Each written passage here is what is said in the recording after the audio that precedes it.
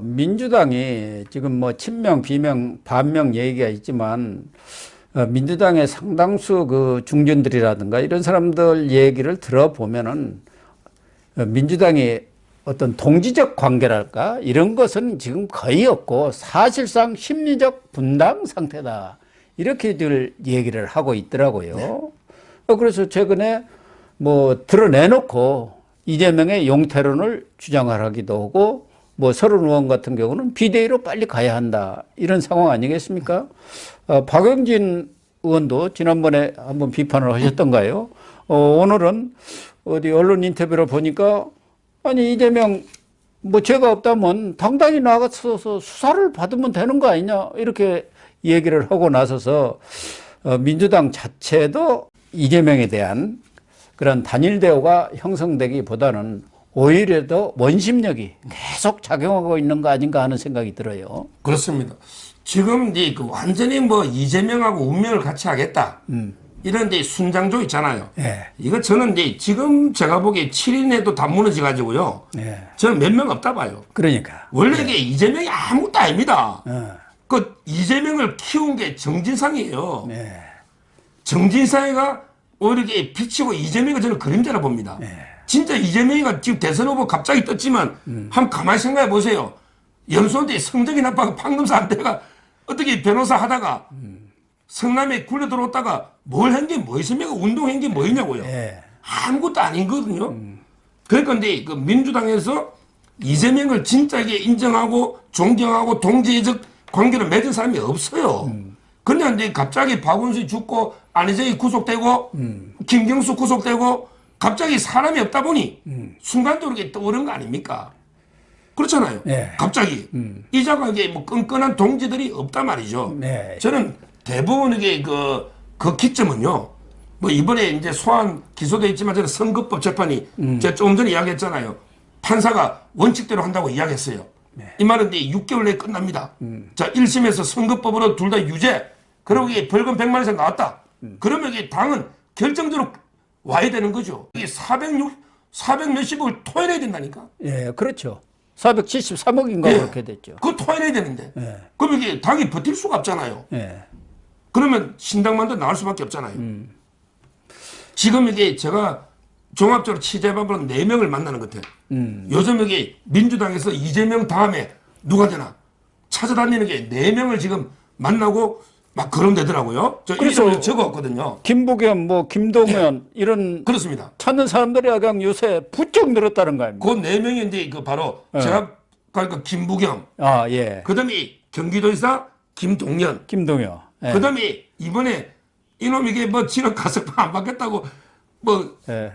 사면해주니까 이게 복권이 없다고 안 받겠다고 날뛰는 놈 있잖아. 예, 김경수. 김경수. 예. 그것도 이게 찾아가더라고. 아무래도 그다음에 뭐, 이낙연. 이낙연. 여기 저는 3명 정도가 아마 이제 그 이재명의 대안으로 조금 이게 거론되면서 모임이 있는 뭐 그 외에 뭐 박용진이나 강훈식이나 박주민은 안 되고 급이 안 그다음에 되죠. 정세균은 너무 점잖고 이제 정치 현역이 좀 어려우니 그나마 이제 이낙연, 김부겸, 그다음에 김동연, 그다음에 김경수 이 4명을 조금 이게 대안을 두면서 움직이고 있는 이런 게 포착이 되고 있습니다. 아, 그렇군요. 그런데 이낙연 전 대표도 뭐 5월에 귀국을 예정입니다만은 서른 의원이 연초에 또 찾아가서 어떤 얘기를 할지 모르지만 경우에 따라서는 조기 귀국도 가능하고 그렇다고 해서 이낙연이가 무슨 당대표라든가 비대위원장 뭐 이렇게 다시 복귀는 어려운 거고 그래서 이낙연 쪽에서는 서른 의원이 원래 동교동계 아닙니까? 그래서 염두에 둔 것은 박지원이가 들어가면은 서로 이낙연과 박지원 다 호남 또 전남 광주 이쪽 사람들이니까 연대해가지고 이 비대위원장을 박지원한테 맡기면 어떻겠느냐 이런 시나리오들이 있었던 것 같은데 뭐 서 변호사님 말씀대로는 비대위원장은 그냥 지금 감옥에 가게 생겼다는 거 아닙니까? 네, 그렇습니다. 예. 그 외에 이제 지금 박영선 전 장관이라든가 임종석 전 비서실장도 조금 나름대로 생각이 있는 것 같고 전해철이가 또 민주주의 4.0 여기 이사장을 맡아가지고 지금 민주주의 4.0을 키우고 있고 적극적으로 지금 활동에 연초부터는 나선다는 거 아닙니까? 그래서 포스트 이재명 서로 나름대로 이 물밑에서는 싸움이 만만치 않게 벌어지고 있는 것 같아요. 그러니까 지금 이제 그 박영선이는요, 이번에 이제 서울시장에서 워낙 뭐 참패도 했고요. 이미 이제 급이 완전 다 해버린 것 같아요. 박영선이는 이게 그 박원순이가 애시되거든요. 예. 원래 박원순이하고 이게 찰떡궁합 창녕 같은 고향이에요. 그래서 저는 박영선은 이제 끝났다 보고 물론 뭐 비판하지만 실제 이제 그 박사님 말씀 중에 임종석이가 대안으로 좀 떠오르고 있었죠. 임종석은 이제 내가 복귀해야 되겠다. 이제 나가서 이게 그래도 이게 자기는 비서실장에 386에 어느 정도 있으니 우상호도 있고 아직 이인영도 있잖아. 근데 제가 보기에 지금 약간 주춤해요. 왜냐하면 이게 그 송철호 건에서 임종석이가 이제 결정적인 여러 불리한 정언이 나오면서 수사 대상에 올라 있습니다. 임동호 전 최고위원 집에서 아주 결정적인 증언을 해버렸잖아요. 그렇습니다. 임동호가 이제 임종석이가 내를 주저앉히고 송철호 단일 공천을 주려고 자리를 제안한 이런 게 다 넣어버린 거죠. 따라서 저는 임종석이는 이제 그 외에도 블랙리스트 있잖아요. 모든 인사에 그 인사위원회가 있죠, 청와대. 그 책임자가 비서실장이에요. 그렇죠. 따라서 이제 임종석이도 저는 이제 교도소 갈 가능성이 더 높다 봐요. 거의 끝났다 보고. 그 다음에 전해철이는요, 어떻게 보면 이재명을 가장 미워하는 사람입니다. 제가 이게 도지사 확실하게 경선에서 들었어요. 패했잖아요. 확실하게 제가 들었어요. 그때 이재명이가 왜 기소가 돼가지고 권순일이 도움으로 살아난 거 있잖아. 그때 수사했던 경찰하고 그다음에 그때 변호했던 이재명의 동기 저 이름은 좀 밝히기 그런데 강모 변호사라고 왜냐면 이게 나쁜 이야기니까 이름 좀 밝히기 그렇고 근데 이거 직접 제가 들었는데 이재명 수사를 가장 독려하고 왜 수사 안 하느냐고 압박력고 경찰에 한 게 전해철이에요. 전해철이가 행안부 장관 했잖아. 그러니까요. 거기 경찰에다가 야 이재명이 왜 빨리 안 잡아요? 이재명이 왜 기소 안 해? 가장 이재명을 수사를 독려하고 고발하고 한 게 있잖아. 이게 전해철입니다. 전해철이 삼철 중에 우리 이호철, 전해철, 양정철, 삼철 아닙니까? 그러니까 전해철이가 가장 이재명을 미워합니다. 지금 이게 전해철이가 민주주의 4.0을 만들었죠. 뭐 이사장이잖아. 여기 반 이재명 친문 조직이죠. 그런데 민주주의 4.0이 11월 22일, 23일 영종도에서 총회를 열었습니다. 총회를. 그래서 이제 전해철을 이사장으로 추대했고요.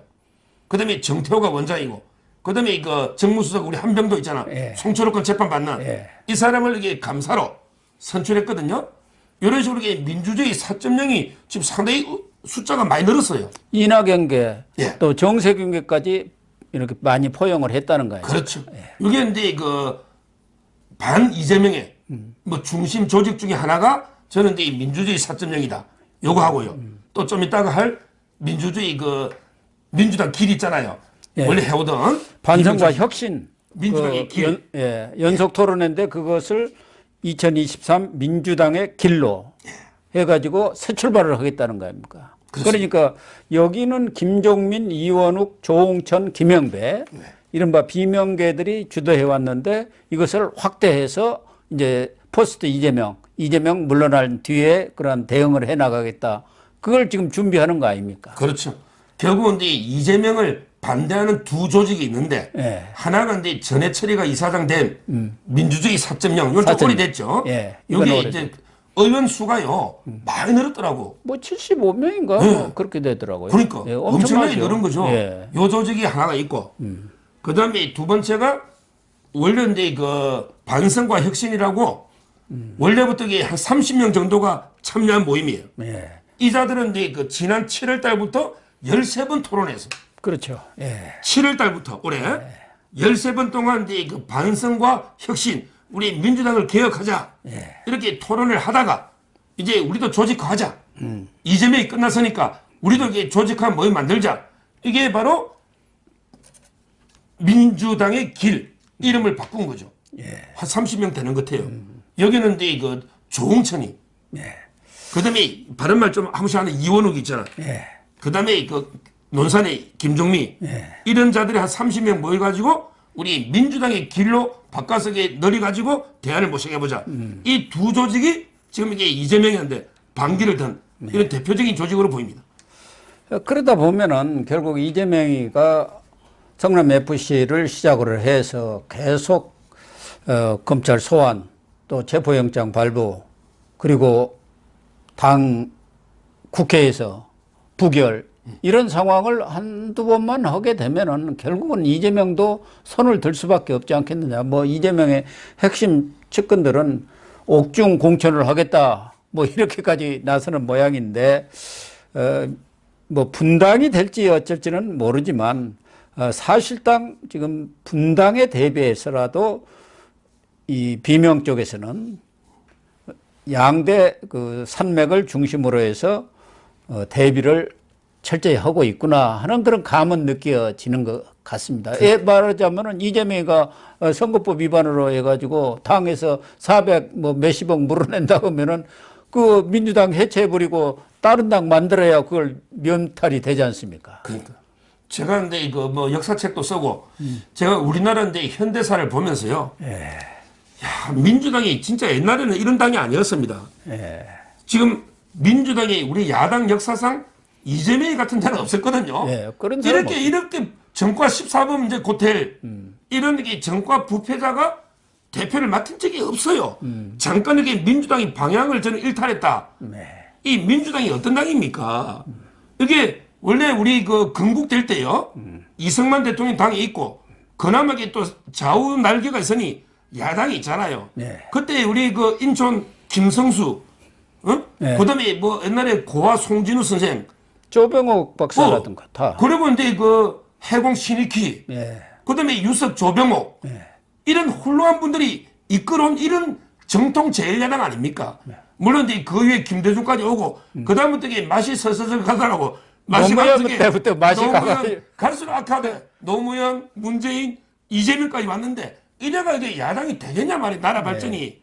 저는 이번에 민주당에서 가장 좋은 거는 이재명이 제명시키는 거죠 뭐.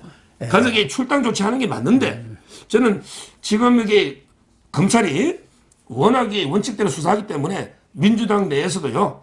지금 하다못해 이게 김남국이까지도 지금 흔들리고 있는 김남국이 이런 게 상태이기 때문에 뭐 오래 못 갈 것 같긴 한데 이런 데 움직임들이 커지고 있다. 그래서 그 4명 아까 이낙연, 김부겸, 그다음에 김경수 이자 이게 중심으로 상당히 많이 모이고 있고 그다음에 이제 대안이 김동연이거든. 김동연은 이게 경기도에 사니까. 근데 그것도 정통 민주화 세력이 아니잖아. 그렇죠. 근데 4명을 중심으로 대안은 모셔가지만 제가 보기에는요. 상당히 그 앞날이 어둡습니다. 그런 것 4명 다 대안이 잘 안 돼요. 약점이 너무 많아. 당분간 이게 앞날이 좀 어렵고 저는 그러면 우리 자유파가 좀 어느 정도 오랜 기간 집권해가서 나라를 좀 바로잡는 것도 상당히 희망이 보인다 봐요. 확실할 것 같습니다.